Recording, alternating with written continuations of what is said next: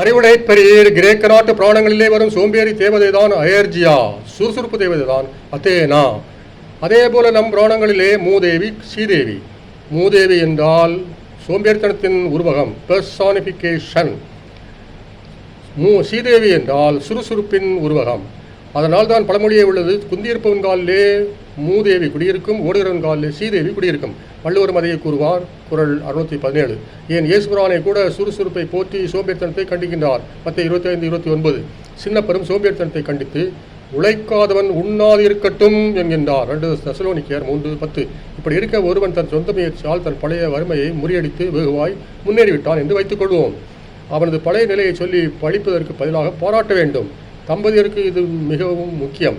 ஒருவரை ஒருவர் பாராட்டுவதற்கு பதிலாக பழைய நிலையை சொல்லி பழித்து கொண்டிருந்தால் வாழ்வே நரகம் ஆகிவிடும் என்றோ வள்ளுவர் கூறுவார், உடம்பாடு இல்லாதவர் வாழ்க்கை குடங்கருள் பாம்போடு உடன் உறைந்தற்று. குறள் 890. தம்பதியர் ஒருவரை ஒருவர் பாராட்டாமல் பழித்து பேசிக் கொண்டிருந்தால் சரஸ்வதி சபதம் என்ற திரைப்படமே நினைவுக்கு வரும். அதிலே கதை மாந்தர் ஒருவரை ஒருவர் பழித்து பேசுகின்றனர்.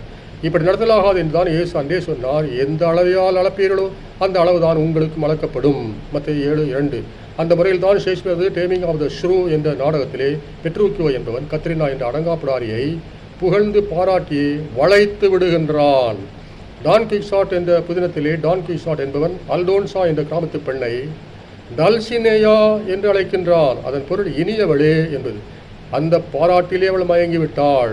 ஆகவே தாராளமாய் பாராட்டுங்கள், கடவுளும் தாராளமாய் படியளப்பார்.